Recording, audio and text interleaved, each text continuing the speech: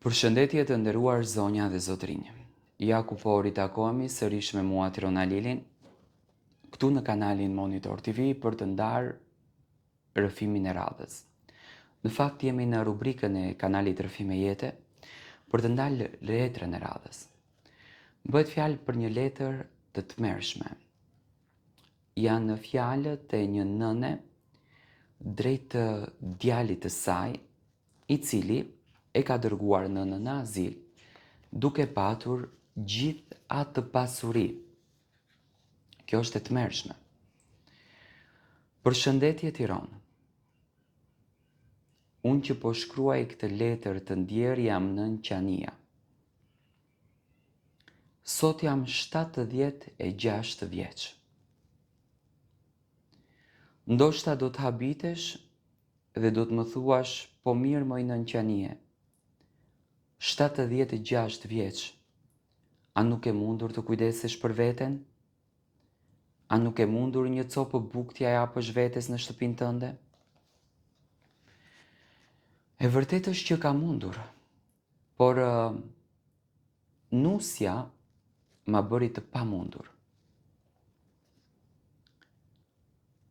Ishin ditët e bukura të jetës time kur djali ishte beqar.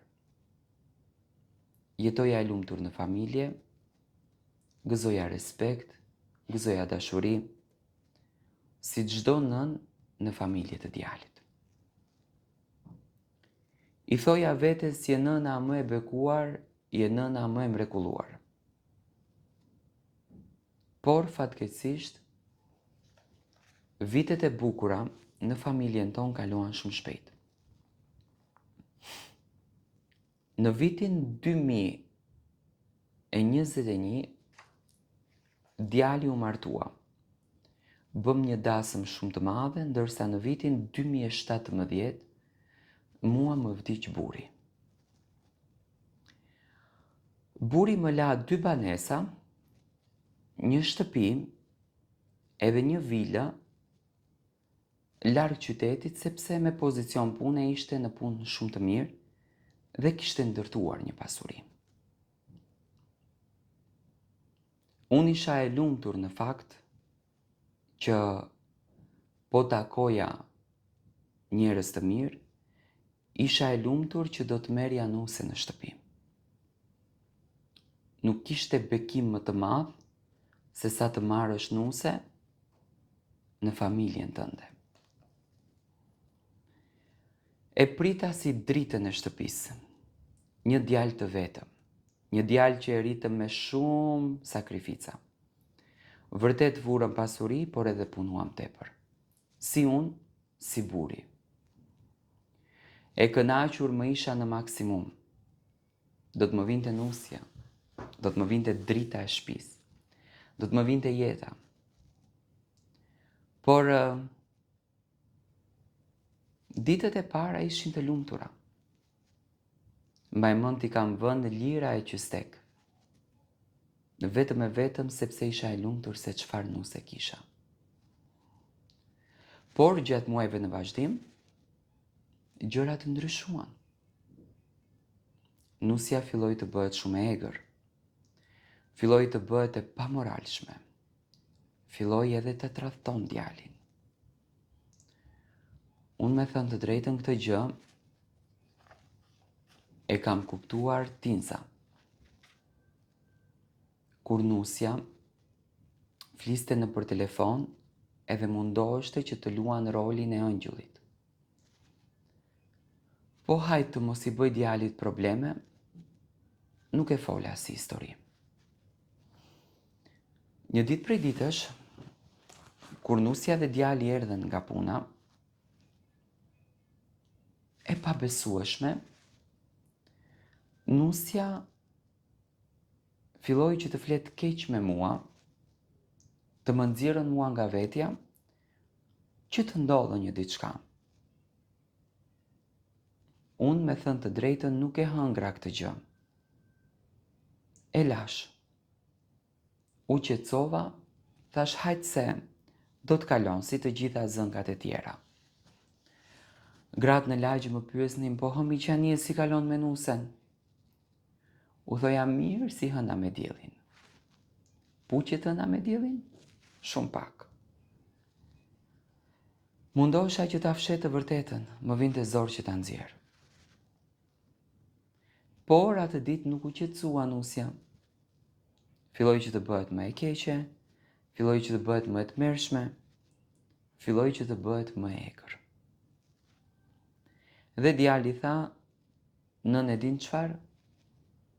Nuk do të shkosh as në banesat e tjera, por do të shkosh në azil, sepse na ke dalë në maj të hundës, nuk të durojmë dot, dhe shko shif punët e tua dhe mos u merr me ne. Djali që unë e rita me duar, jo qielli për mbi kokë, po më ra e gjithë dynjaja për mbi kokë. A unë nuk më besonin veshët se çfarë dëgjoja. Djali të ma thot këtë fjalë, biri që e rita. I thash njëherë bjeri mendjes çfarë je duke bërë. Nuk qohet nëna në azil, në rregull mos më mbaj, të dalë në banesë tjetër, jo në azil. Nga nervat, Nusja më rëzoi në përshkallë. E theva këmbën dhe kam ndenjur 6 muaj në spital. Prej spitalit mi kishin rregulluar dokumentat, vjen më merr furgoni, direkte në azil. Më dhim të shpirti çfarë po përjetoja, po s'kisha se çfarë të bëja. Ditët kalonin shumë shpejt, ishte e tmerrshme. Por duheshte me patjetër të jetoj. Sot i bëj 3 vjetë në azil. Pasuri nuk kanë asnjë gjë. Pronat janë krejt në emër tim. Sikur e kishte ndjer buri që e bëri këtë lëvizje. Por mua më dhëm shpirti, se çfarë njerëz pas kanë qenë këto, që mua të më binë në këtë gjendje, dhe mua të më bëjnë që të ndjem në këtë gjendje. Po i çoj 2 fjalë djalit tim. Biri nënës. Mos u mundo djali nënës të ma shkatrosh jetën nënës. Një ditë do të pendohesh, por do të jetë shumë vonë. Nusja do ta kthej shpinën, por nëna nuk do ta kesh më.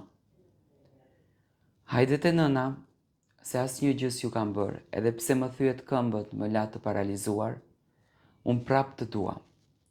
Më merr prej këtu dhe mos u turpëro në dynja për nënën tënde. Fa kjo është letra që kjo nënë ka shkruar, që realisht është shumë e dhimbshme.